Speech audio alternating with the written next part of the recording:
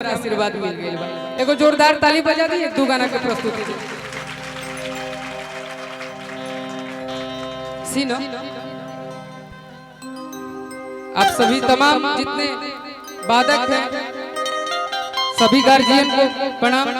आप लोग थोड़ा सा सहयोग कर देंगे तो ये बालक भी कुछ बोल लेगा गा लेगा। और मेरा भाई सुमित इसके साथ तो लगता है मैं 50 कार्यक्रम से भी ज्यादा किया, तो मेरा हाव भाव तो तुम समझते हो, तो उसी हिसाब से ठीक बात भी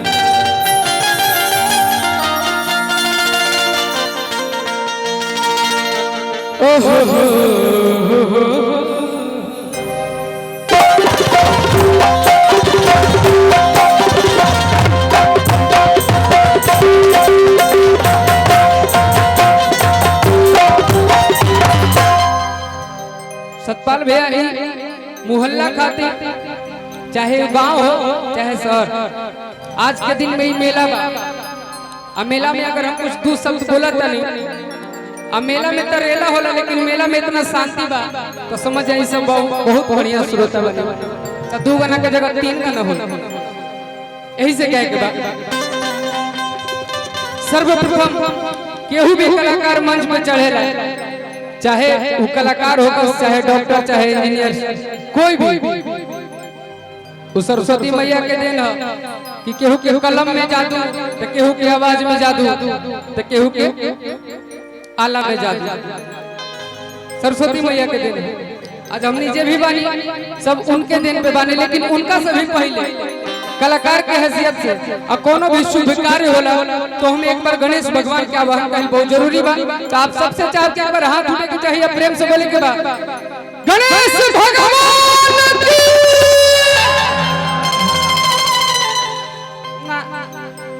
पटना के अगर लइकन गरजेला तो बुझ जाए कि ओने बड़ मुकाम ओने जहानाबाद ओने आरा तक आवाज जाए के चाहिए।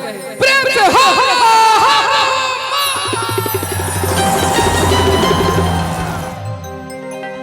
यही में कह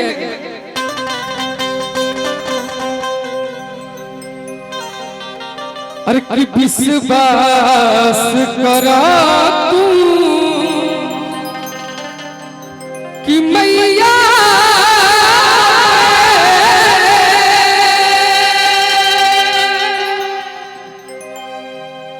काहे कि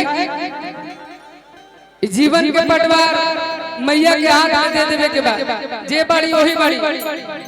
आ देखिए भैया संभार ई माहौल में जे भी मोबाइल हाथ में ले ले बनी सब लोग हाथ में ले ली, काहे कि पॉकेट मारो रहेला ना ओकरा के भी पॉकेट मारे में विद्या बुद्धि सरस्वती जी देवेली, वो भी कला में अपन निपुण रहेला।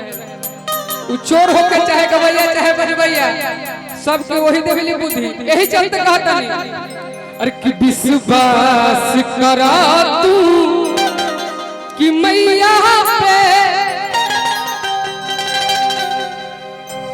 उहे पार लगई है नैया।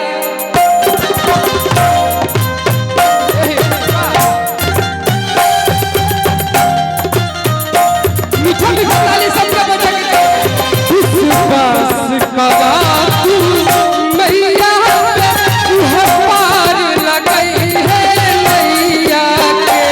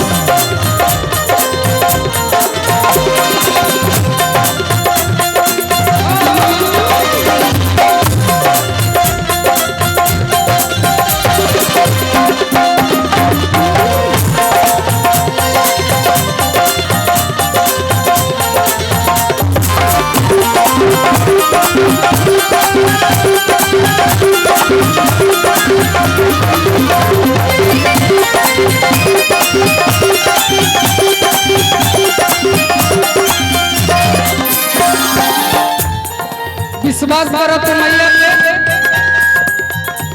ओहे पार लगे है नैया के। ई भजन बा प्योर भजन बा। भजन में आप सबके आज कल परसों तक मन जरूर लगी। नवरात्रा बा, नवरात्रा के बाद फिर तो सुनही के बा हई के कितना हल के कितना ऊपर के नीचे कितना वका। लेकिन भजन तक आजकल के भजन भैया भजन थोड़ी के रह गइल बा। आज के भजन में भी जब तक जीजा साली फलाना ढिकाना ना करवा तब भजनो न चली। लेकिन आज भाई सुना था तब कहता नहीं माता भक्त जननी जगदम्बे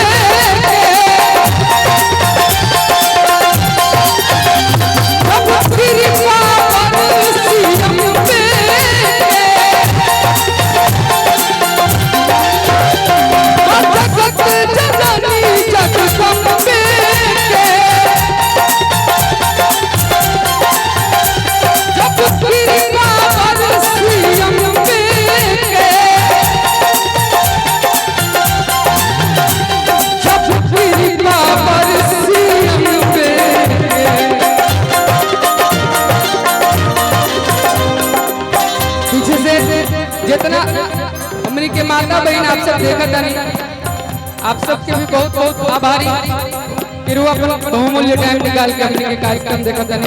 लेकिन एगो बात बताई एमे से हमारे कितना भाई बा जे अगर जरूरत पड़ जाए ऐसे तो हमनी के देश के नौजवान काफी बड़े।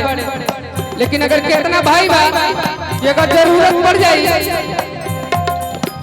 कि इंडिया पाकिस्तान क्रिकेट ना बॉर्डर पे जाए के बाद तो के भाई हम बॉर्डर पर जाए खातिर तैयार बा हाथ उठा के बताई के भाई आ एक के बात कहे के बा थोड़े देर ला बाग हवा के थोड़े देर ला बाग हवा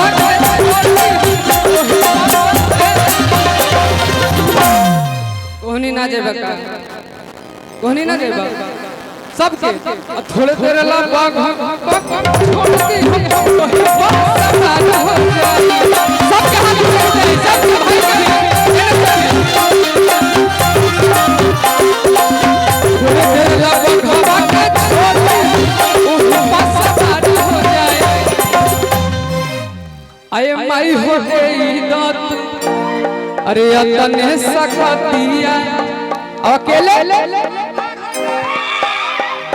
ए माई हो अतने सकतिया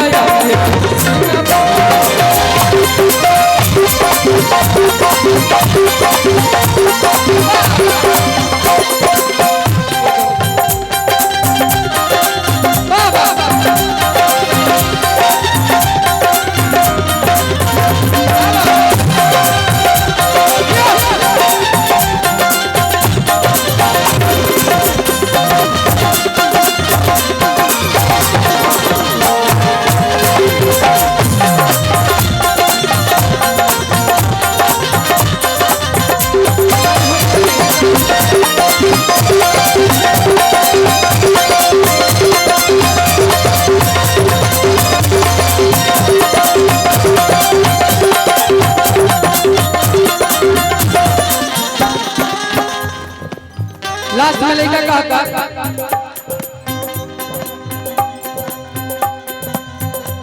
संकट हरनी संकट हरी है मंगल करनी मंगल करी है संकट हरनी संकट हरी है मंगल करनी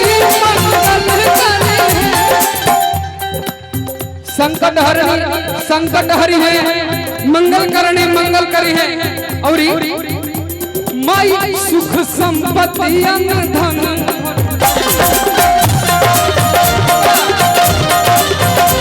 माई सुख संपत्ति अन्न धन भरी है।